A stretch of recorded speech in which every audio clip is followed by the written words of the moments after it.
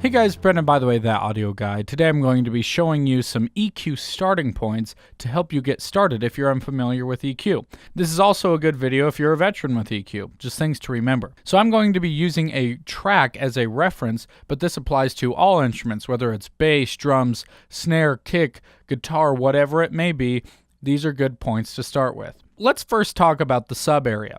So what is the sub area? I consider the sub area to be 20 Hz to up to about 80, 100 Hz. So depending on your track, you may or may not want a ton of this. For dance or hip hop or things with a lot of boom, you obviously want to work in a lot of instruments that can kind of bring that out and make your song really have a lot of punch and impact. For things like folk or singer-songwriter or softer music, subregions might not be something you're too concerned about. This is an area to be aware of and can affect the overall sound of your mix if you're not careful watching out what to do down there. So what things should be down there? Bass, kick, sub drops, things I generally wouldn't put down there. Guitars, vocals, banjo, tambourine, things that may or may not have low sub information picking up when you're recording on a microphone, but it's not adding anything to the music. For example, when you record a vocal and you look at your EQ analyzer, you may see some movement in the bottom end. That doesn't mean that it's adding to your song. In fact, it could be ruining it. So if you have an instrument like that or your vocal that's not really adding any sub information to your song, grab a high pass or a low cut filter and just cut out those low frequencies. Why? Because it's not adding anything to your song. One experiment I like to do is add on a high pass or low cut filter, bring it all the way up till it starts being noticeable that I'm cutting out some lows, and then dial it back a little bit. And then I play it with my overall mix and I turn it on and off. And if you can't tell, then leave that low cut on. Because if you think about it, yeah, if you have maybe 4 tracks, it might not make that big of a difference. But if you have 100, 200 tracks and they all have some little bit of sub information in there that you are not cutting out, then that adds up over time and it could be creating unwanted sub information within your song. The next area I'd like to talk about is the 100 to 200, 250 range. And this is the area I like to call the punch range or the fatness range. This is where you have things like your kick boom can come out right there. The fatness of your bass can poke out there. The fatness of your guitar can poke out there. Lower parts of your vocal, if you're going for a really soft, warm song, if you have a snare drum, your snare chunkiness is going to come at around 200 Hertz. So if your song seems to be lacking overall thickness and punch, try starting out in the 100 to 200 range. Sometimes it's hard when you're first starting to discern between, is that sub information that I'm hearing or missing, or is that more of the low region that I'm hearing or missing? Worst case scenario is you just try it. One thing that you don't want to let happen is have your big sub bass going on and no real punch or low ends that aren't really there, because if you have smaller speakers or people listen on a phone or on a laptop, they're not going to hear that sub information. So you want to make sure you have some meat in that 100 to 200 range. The next area of focus is the 300 to about 500 Hertz range. This is the boxy or muddy range to me. This is where I'll start if I have a guitar, a drum, a bass, a vocal, something that just sounds too thick and boxy. I'm going to first try a cut right there after I've done my high pass filter. This is an area that can kind of build up over time and get clogged if you're not careful about watching out for it. I've had so many tracks that I've mixed that over time I notice it starts to get more and more muddy, and I start going through and dissecting the mix and I realize this drum, that one's clogging up at 400 Hertz. This piano, that's clogging up at 500 Hertz, so on and so forth. And those things, kind of like I talked about with the sub area, they can start adding up and start ruining your mix over time.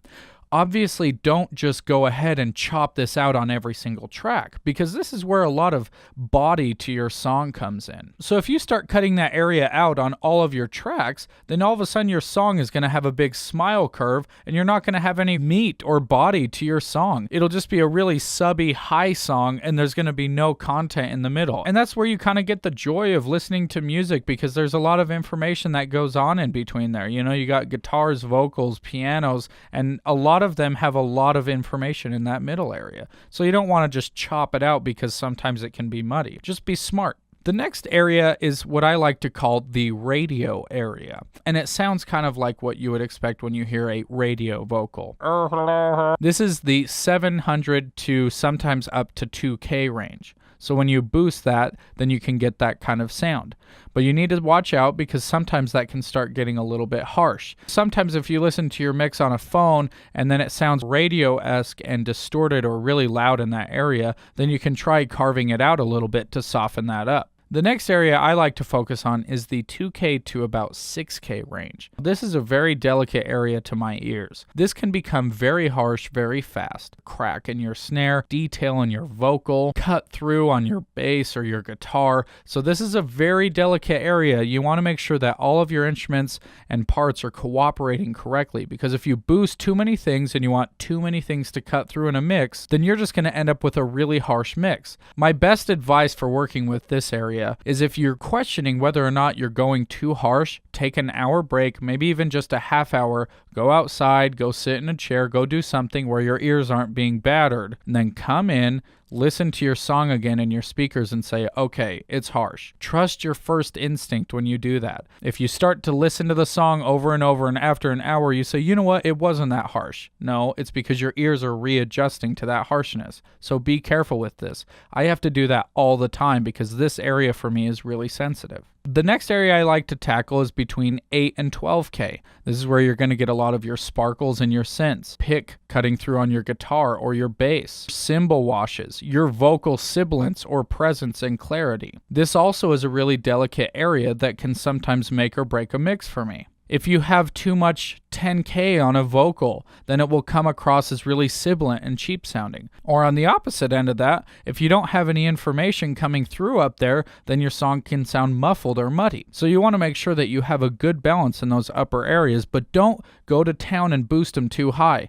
The biggest mistake that I've made, and I regret to this day, is when I was mastering our first Scott and Brendo album, And Away We Go, for like a day and a half straight. I didn't take any breaks. So guess what happened? Over time, my ears started getting more and more worn out, and so I kept boosting higher frequencies. And by the last song that I was mastering, it came out so harsh and sharp, and I regret it to this day because I was so worried about the deadline that I didn't take time to rest my ears. And your ears can get really fatigued, and that's one of the first areas for me that I notice kind of goes away when they get fatigued, is I don't have as much sensitivity to that high end, so I tend to start boosting that high end. Too much of a good thing can be bad. Yes, it's good to have clarity and definition and detail in your music. That's what makes it beautiful and intimate. But if you go too much, then it just becomes unbearable. So let's go through those frequency areas really quick. So down here we have our sub-region, which sounds like this.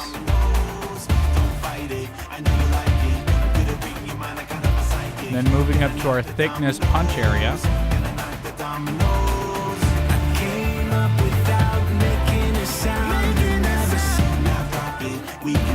Now into our muddy area.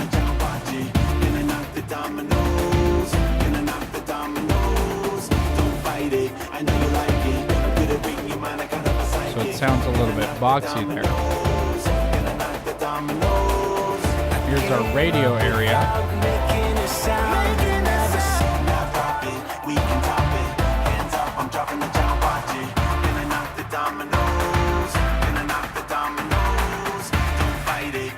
Now here's our harsh pokey area.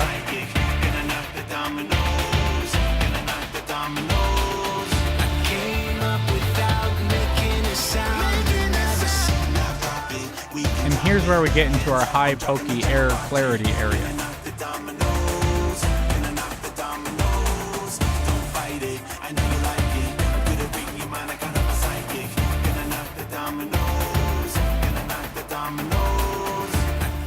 So as you can tell, as you kind of boost certain areas, you think, oh man, that sounds really cool. It's getting really bright and clear. So that's why it's so important to have reference tracks so you can make sure that you're not tricking your ear into hearing something and you think it's better than it really is. Hopefully this helped kind of give you a general idea of where to start with EQ moves and how different areas of the frequency spectrum sound. Make sure you subscribe to the YouTube channel and subscribe to my email list where I will send you exclusive content that I only send to people on that list. And remember, if you want to get more in-depth EQ training on certain types of instruments, head over to itsthatAudioguy.com and check out the videos over there. Thank you guys for watching, and I will see you soon.